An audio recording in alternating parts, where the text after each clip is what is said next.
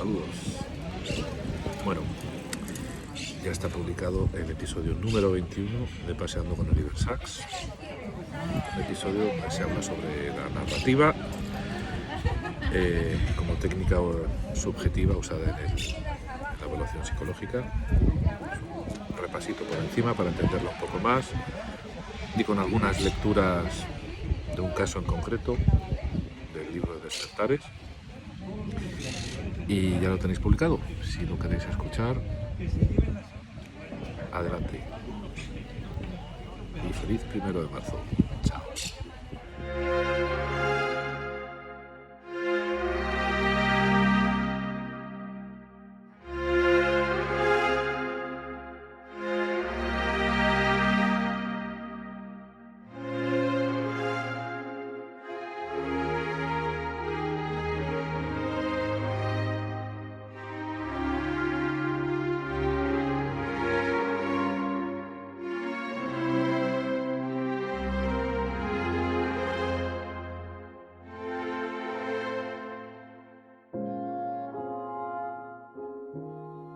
Hay veces, escribió el señor L., en las que no tengo esa sensación activa de que me empujan o me llevan, sino que me invade una especie de calma total, de nada, que no resulta desagradable.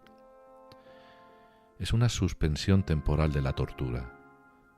Por otra parte, se parece un poco a la muerte.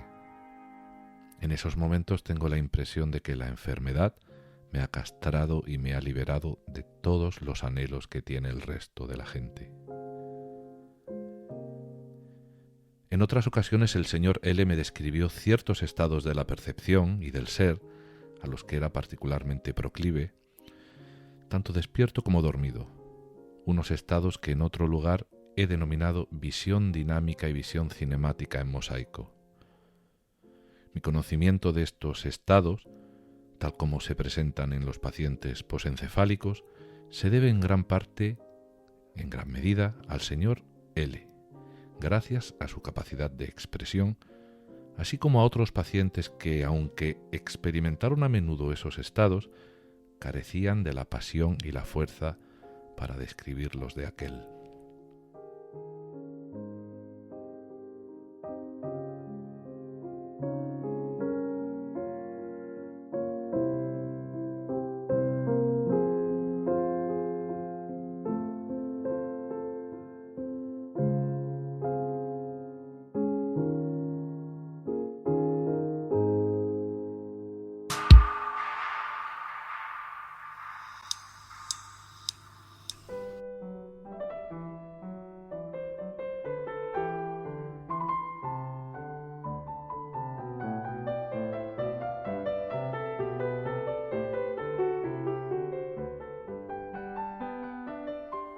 Hola, ¿qué tal? Una vez más, una noche más de estar frente al micrófono para traerte un nuevo episodio de Paseando con Oliver Sacks. Gracias por estar aquí, por estar presente. Si es la primera vez que llegas a este podcast, te cuento que, yo me llamo Víctor Galván y ya va a ser un año que comenzamos con este proyecto al que ya se han sumado más de 1.200 personas. Me cuesta creerlo, sinceramente. Bueno, entonces si eres nuevo y consigues llegar o nueva al final de este episodio y consideras que, que te ha gustado, te invito a que te suscribas y vayas en escucha, en búsqueda del primero de todos, del primero de los episodios.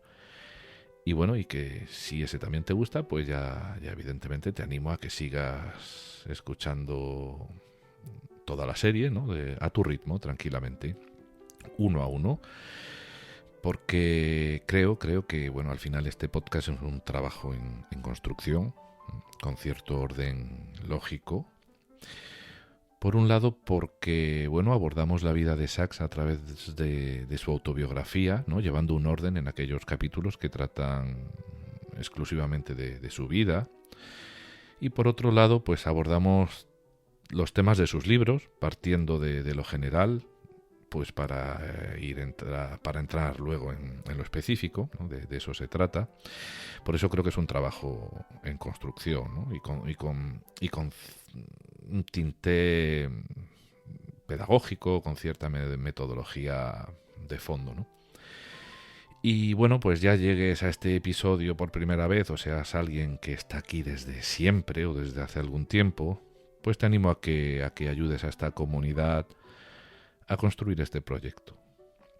Bastaría con darle al like o al corazoncito o a las 5 estrellas, dependiendo de la aplicación en donde suelas escuchar el podcast. Y bueno, comentes aquí mismo, públicamente, con toda la libertad del mundo, lo que quieras. O si lo prefieres, pues me mandas un email para comentarme algo, bueno, que no te apetezca que salga en público. Puedes hacer el uso de las vías que quieras. Es muy gratificante, ¿no? De vez en cuando me sorprende el buzón de entrada de mi correo electrónico con algún correíto o el mensaje de alguien, ¿no? Por ejemplo, de alguien que nos escucha muy lejos, digamos desde una furgoneta en Escocia, como es el caso de Luis, ¿no? Que hace unas semanas me dejó un mensaje muy bonito en la comunidad, al que le envío un saludo. Y un saludo además no estoy en Hendaya, desde las orillas, o desde la orilla del Mar Menor, ¿no? En este momento estoy en Murcia, en casa de los padres, de visita. Y aquí estoy a la orillita del Mar Menor de mi niñez, ¿no? Y bueno, ya que estoy saludando, voy a aprovechar pues para decirle a mi amigo Antonio, al que le quiero dedicar este episodio, que bueno, a orillas de este mar, a pesar de su delicada salud, no es un mal sitio para quedarse uno a vivir.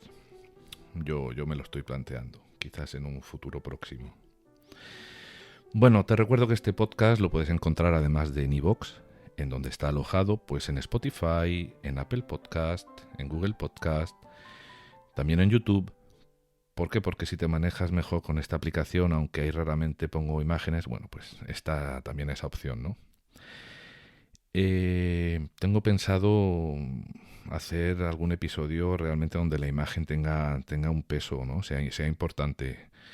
Y bueno, cuando eso sea así lo avisaré, o la semana en el episodio anterior, o quizás en el mismo episodio haré mención. Oye, si quieres vete a YouTube, que ahí la imagen está soportando, bueno, está soportando el texto, ¿no? Y sí tengo un par de episodios. Lo que pasa que me voy a tener que desplazar a unos sitios, no sé si ahora voy a poder, y necesitaría unos días de grabación. Bueno, es un par de ideas que tengo. De todas formas, si no lo has hecho, pues te puedes ir suscribiendo al enlace de YouTube, que se llama así, The New Walker, igual que bueno, que el nombre que uso en redes. Y dejo el enlace de YouTube de mi canal aquí en el cajetín del episodio y ya te digo, si te quieres suscribir, lo haces, te llegará cada vez que publique el episodio pues una alerta que se ha publicado. Pero bueno, en el momento en el que vaya a hacer alguno en el que la imagen tenga preponderancia, pues ya sabes que ya estás suscrito, suscrita y puedes ir directamente para allá.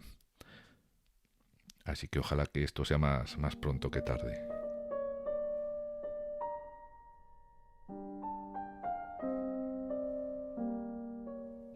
Hace 2 episodios, justo cuando hice la pausa por los exámenes, dejamos a Sax recién llegado a Nueva York.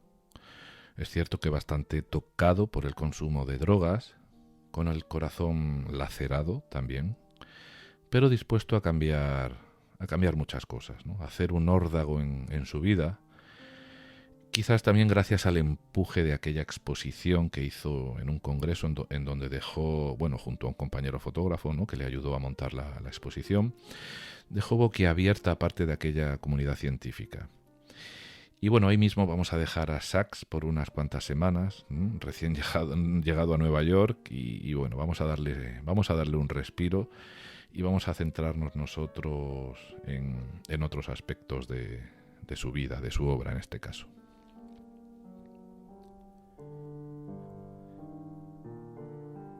En el episodio anterior quise hacer un un ejercicio ligero, sin apenas preparación, sobre lo que podría proporcionar. Digo sin preparación porque justo había terminado los exámenes y tenía el gran paquete de libros y resúmenes y copias y fotocopias, los tenía todavía encima de la mesa y digo, voy a aprovechar que está aquí para hacer el episodio, pero esto va al cajón de los recuerdos y bueno, por suerte van a pasar al cajón de los recuerdos porque saqué las 4 asignaturas que hice y bueno, quise aprovecharlo, ¿no? Pensaba que podía sacar cierto material ahí, hacer un ejercicio más que nada personal, ¿no? De qué podía sacar de esas asignaturas y cómo podría enlazar o entroncar con este podcast. Y bueno, quise compartirlo con vosotros.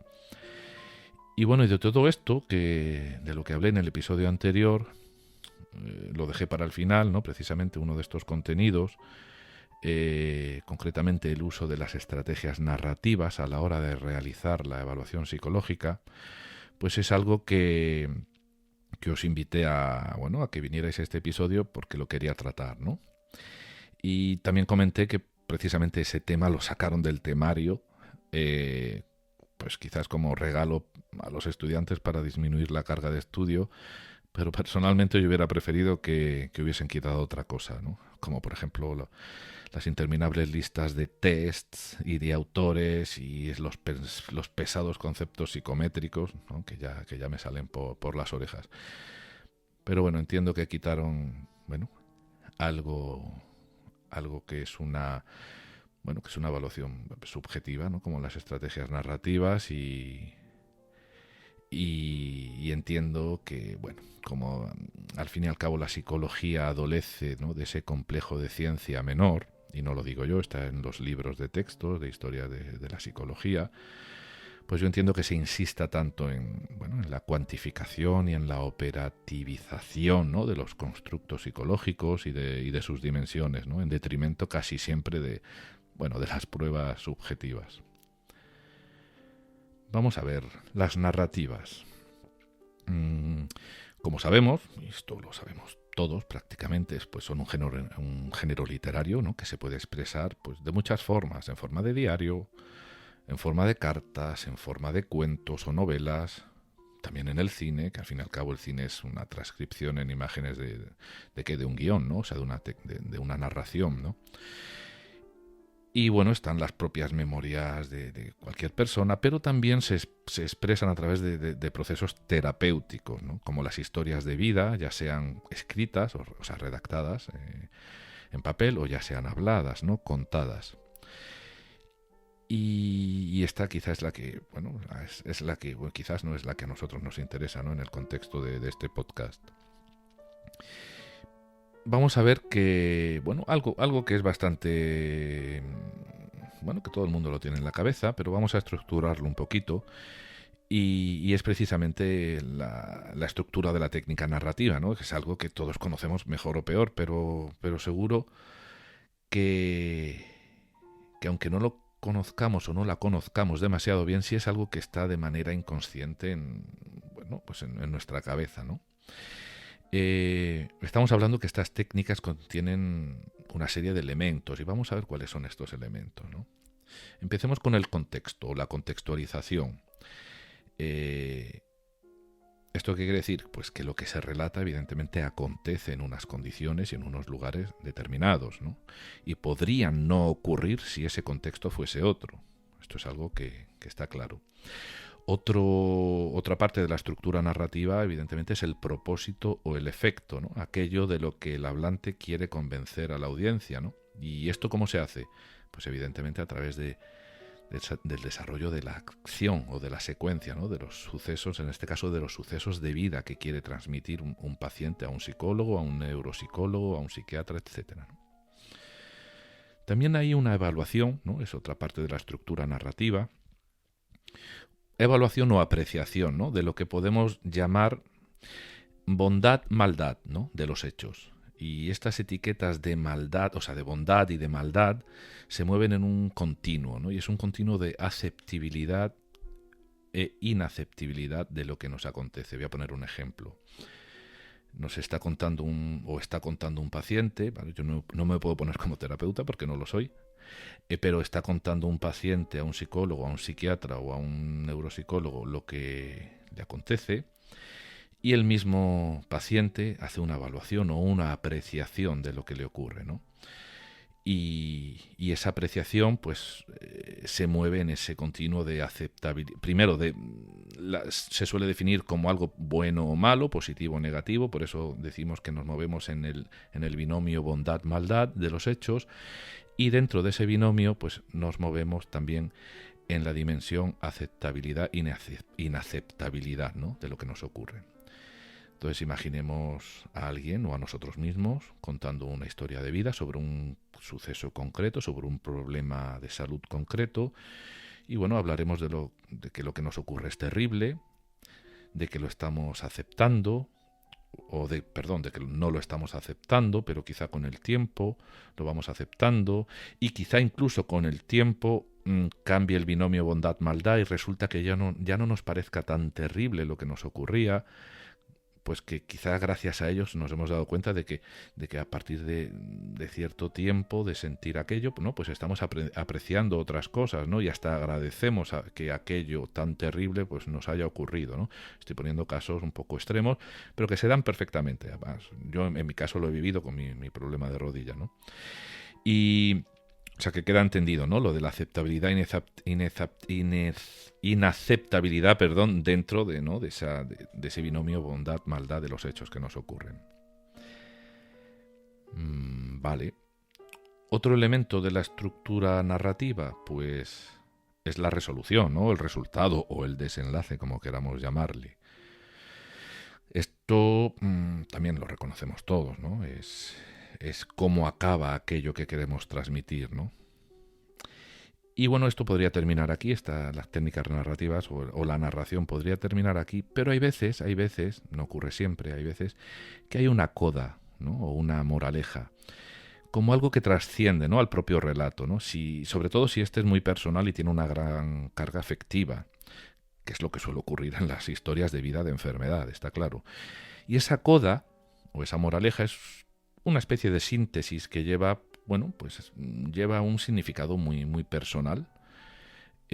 Por eso lo de que trasciende, ¿no? La historia, al final la historia de vida es un ejercicio objetivo con respecto al relato de los acontecimientos, porque bueno, relatamos lo que nos ocurre, pero luego es subjetivo en cuanto a sus evaluaciones y apreciaciones, ¿no? Y por supuesto mucha más subjetiva es esta coda o moraleja, si existe al final, pues se suele entrar en el campo de la metáfora, ¿no?, como para poner la guinda final, ¿no?, de la historia.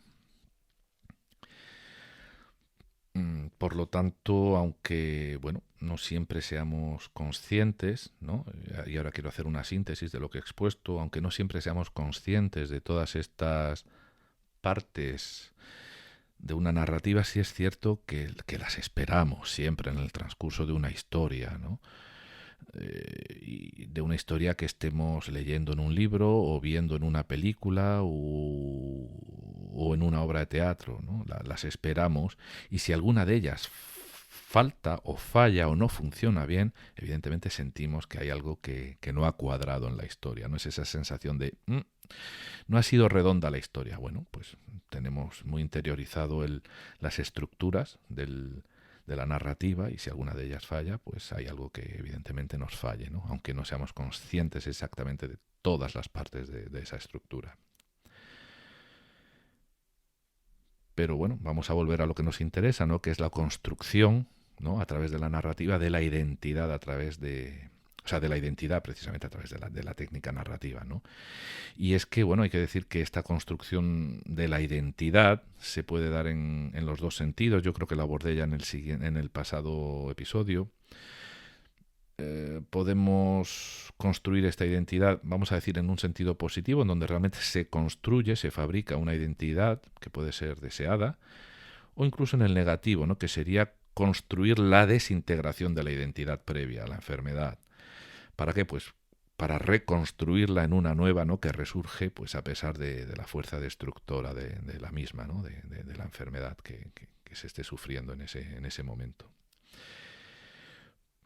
Y claro, estamos tocando lo más profundo, estamos tocando la esencia, ¿no?, del ser humano. Y todo esto que digo realmente es un planteamiento constructivista, ¿no?, desde una perspectiva psicológica y no solamente constructivista, sino epistemológicamente constructivista. ¿Por qué? Pues bueno, porque el conocimiento adopta una forma contextual, lingüística, discursiva, y es que para construir una historia de vida, de la vida propia, pues se parte de muchas dimensiones del conocimiento, ¿no?, de muchas dimensiones del conocimiento, como es la naturaleza, se parte de la posibilidad, o sea, de lo que es posible o no es posible, ¿vale?, de lo que nos ocurra, se parte del alcance y, por supuesto, también se parte de los fundamentos del conocimiento de uno mismo.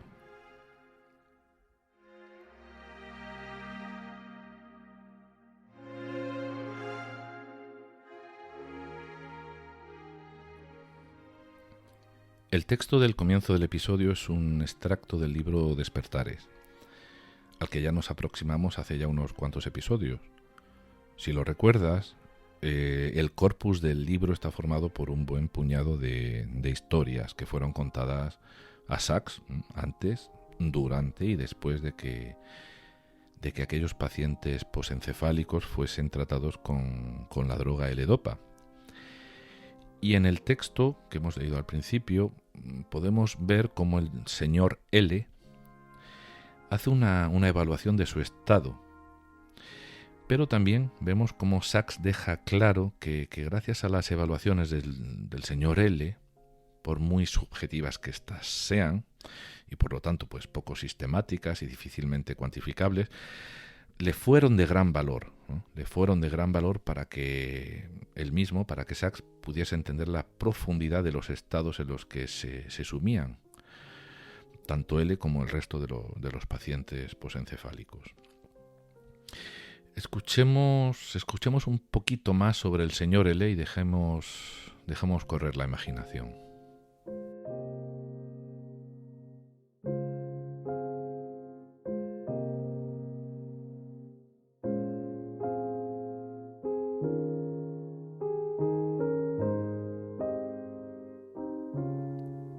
Cuando le preguntaba cómo se sentía, solía responder resignado, aunque a veces tenía la sensación de que en lo más íntimo de su ser estaba encerrada una tremenda reserva potencial de violencia y energía, a la que sólo tenía acceso en sueños. No tengo salida, se quejaba a menudo. Estoy atrapado dentro de mí. Este estúpido cuerpo es una cárcel con ventanas, pero sin puertas. Soy el que soy, formo parte del mundo, mi enfermedad y mi deformidad son parte del mundo. Son hermosas en la misma medida en la que lo son un enano o un sapo. Es mi destino ser una especie de bufón.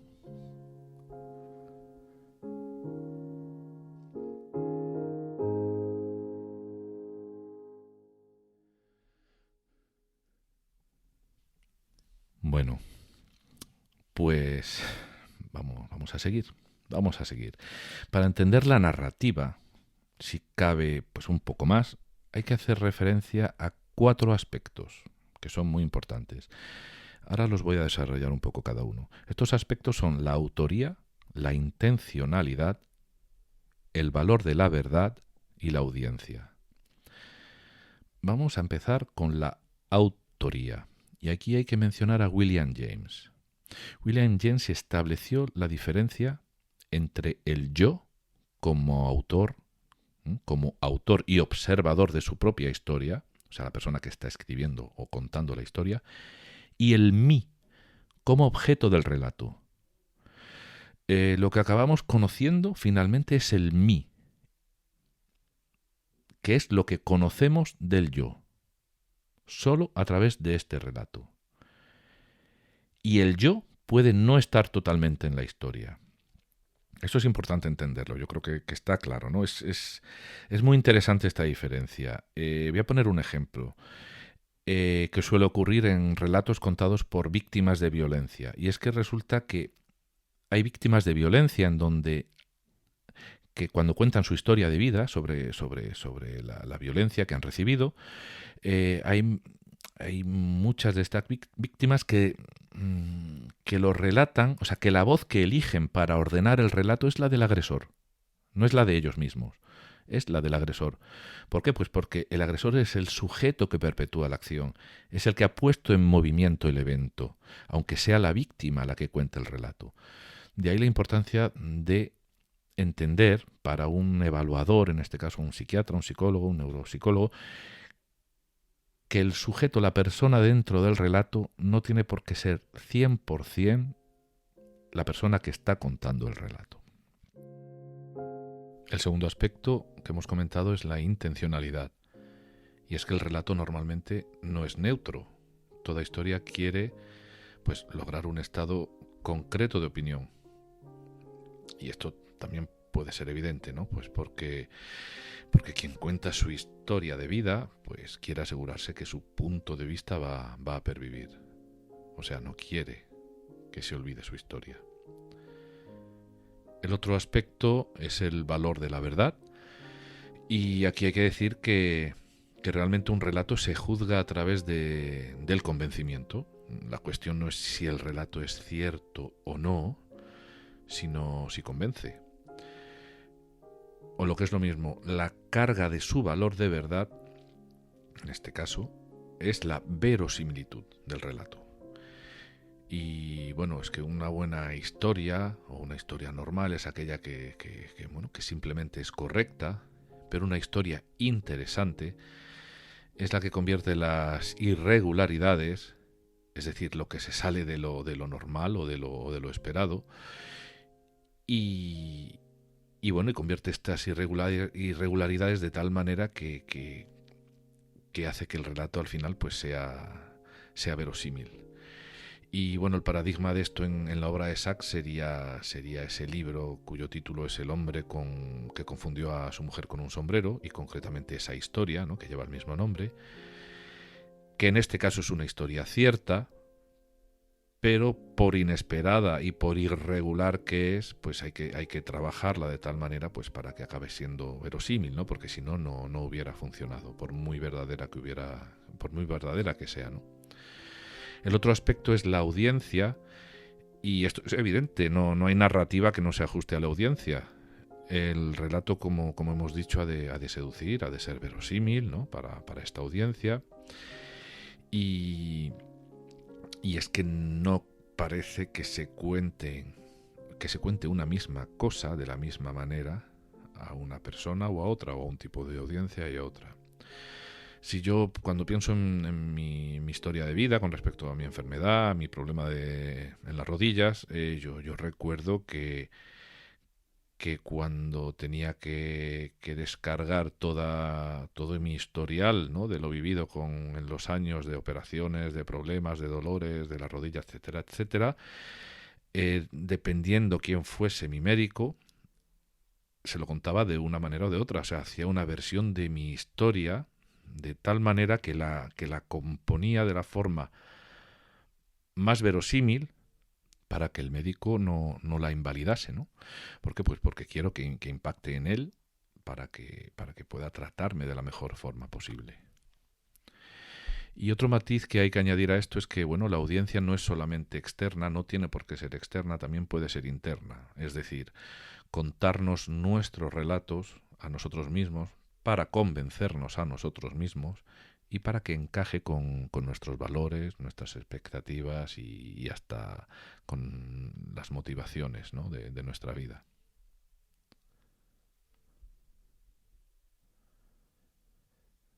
Pero cuando se le pide a un paciente que relate su historia de vida, ya sea desde una consulta de psicología como de neurología, pues debido a un accidente cerebral, a una demencia, o un principio de Alzheimer, bueno, en definitiva, desde una perspectiva clínica, lo importante es que a través de ese contenido de historia se puedan localizar, el especialista pueda localizar los elementos para poder desarrollar lo que interesa aquí, ¿no?, que es un proceso terapéutico. Por eso un buen doctor guiará al paciente con las preguntas adecuadas, ayudándole a estructurar su discurso para poder extraer todo aquello que le será necesario precisamente pues, para hacer un buen diagnóstico y aplicar un buen tratamiento. Y vamos a poner un ejemplo además muy, muy sencillo, muy de sentido común, un ejemplo de guía para que el paciente pueda construir su historia, concretamente en pacientes de edad avanzada. Hay una serie de puntos, hay una estructura muy sencilla, además es temporal, es muy lógica, usada por Sachs y usada por todos los buenos médicos, buscadores no solamente buscadores de historia para poder escribirlas, ¿no? Que de esos no hay muchos, pero sí buscadores de historias para poder diagnosticar y poder tratar, ¿no? Como hace falta. Y bueno, pues estos puntos, como ya digo, son puntos que irían en orden cronológico de vida, ¿no? Para centrándonos en pacientes de edad avanzada, y serían los siguientes, ¿no? El primero sería trabajar con la identidad, es decir, lo básico, conocer los datos personales y sociodemográficos de la persona, su nombre, su edad, su dirección, quiénes son sus familiares. Y luego sí iríamos a los recuerdos de infancia, el lugar de nacimiento, el nombre de los padres, incluyendo, haríamos el esfuerzo, o haríamos esforzarse al paciente, haríamos que el paciente se esforzase en buscar datos muy precisos, como los de su escuela, el nombre de la escuela, los amigos de la infancia, los juegos a los que jugaba, el tipo de relación con sus padres, y algo muy importante que habrá que aplicar a cada uno de estos aspectos, y es qué recuerdo tiene del tono emocional de aquella época, ¿no? Y aquí entramos evidentemente en valoraciones subjetivas, pero es imprescindible. Otro punto habría que pasar acto seguido sería el de la adolescencia y la juventud, o sea, indagar sobre sus estudios, sus amistades, el primer trabajo, las relaciones de noviazgo, y en ese punto, bueno, pues también se indaga en el tono emocional de lo que esté relatando. Pasaríamos luego a la madurez, así ha habido relaciones, boda, hijos, así ha habido crisis como divorcios o enfermedades, ¿no? Con sus correlatos emocionales, una vez más. Pasaríamos al momento actual, y como hablamos de personas mayores, pues se le preguntará por la jubilación, por las pérdidas en la familia, por el deterioro de su cuerpo, a nivel físico, a nivel cognitivo. Y luego pasaríamos a un punto evidentemente también de mucho interés, que es la comparación entre el antes y el ahora, ¿no? A ver de qué manera hace la comparación para valorar pérdidas o valorar ganancias, no se sabe, ¿no? Y bueno, pues desde evidentemente la perspectiva de la persona a la que se le está preguntando, pues esta debería buscar semejanzas, diferencias, cambios y formas de entender la vida con respecto a sí mismo en dos tiempos, ¿no? En el pasado y en el presente. Otro punto importante es que nos hable sobre su vida cotidiana, o sea, qué es lo que hace en el día a día, en su casa o en una residencia, si es que está en una residencia, pues eso, cuáles son sus actividades y sus pautas habituales. Y luego algo muy importante que se le suele llamar mis cosas, ¿no? Es para poder indagar en valores, ¿no? En los valores actuales, en las preferencias, en las aficiones y en los objetivos, ¿no? En el momento en el que se le está pidiendo a la persona que nos haga su historia de vida. Bueno, como ves, se va guiando a una persona mayor a través de estos puntos para poder sacar toda la información que ayude al médico a entender al paciente y poder intervenir de la forma más eficaz posible. Y bueno, y ahora te invito a imaginarte, ¿no? que puedas hacer, que yo pueda hacer, que podamos hacer este ejercicio, ¿por qué no? Con alguien mayor de nuestra familia, con un abuelo, unos padres ya mayores, ¿no? que puedan tener algún deterioro cognitivo, con algún hermano mayor, y ver si conecta con nosotros, si conecta contigo. Seguro que habrá una historia maravillosa que conocer, y si quieres, que poder contarlo, ¿no? Contarlo a los demás, o quizá dejarlo en la familia, ¿no? No creo que haga falta ser médico, no hace falta ser médico o psicólogo para trabajar una historia de vida. Podemos hacerlo, como he dicho anteriormente, con abuelos, padres, hermanos mayores, familiares, incluso amigos, vecinos. Y bueno, ahora con las técnicas que hay hoy en día, grabarlo, escribirlo, teclearlo durante unos días, unos meses, trabajarlo y por qué no hasta hacer un libro, ¿no? Con esa historia y añadir fotos si queremos, ¿no? Ahora que es tan fácil hacerlo y autoeditarlo, ¿no? Y bueno, creo que habrá una vida que a pesar de que se tenga que ir, si es que estamos hablando de una persona ya enferma, seguramente se quedará un poco más con nosotros, ¿no? A través de su propia historia de vida.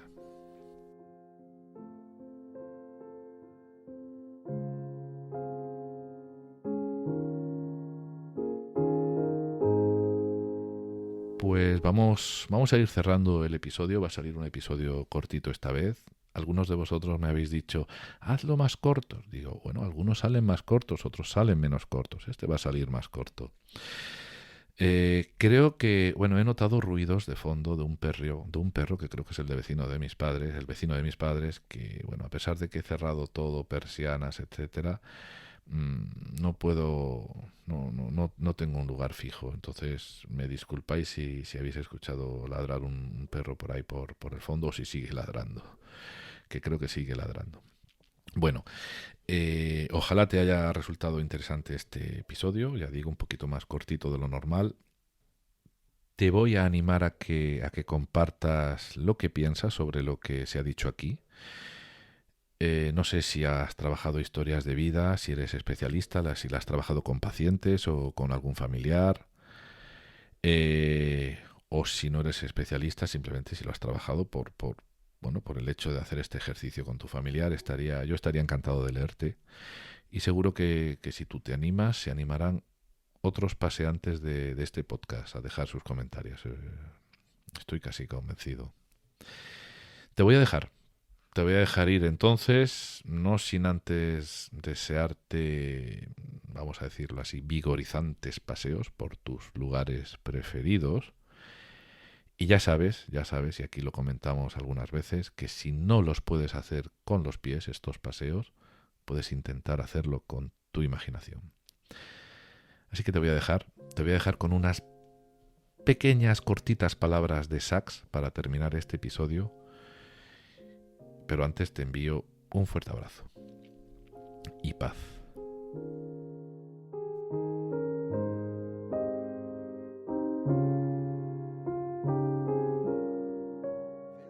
Please, therefore, to weigh against this the opinion of the colleague I valued most in the world, and although I never met him, he had influenced me immensely. La opinión que más valoro en el mundo, al que nunca conocí pero que me influyó inmensamente y al que reverencio, fue la de Luria, el neuropsicólogo ruso.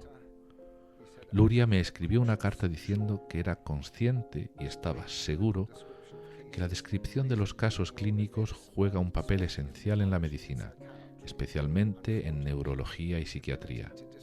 Por desgracia, la habilidad para describir lo que fuese tan común en los grandes neurólogos y psiquiatras del siglo XIX se ha perdido ahora, quizás por el error básico de que los aparatos mecánicos y eléctricos puedan reemplazar el estudio de la personalidad. Electrical devices can replace the study of personality.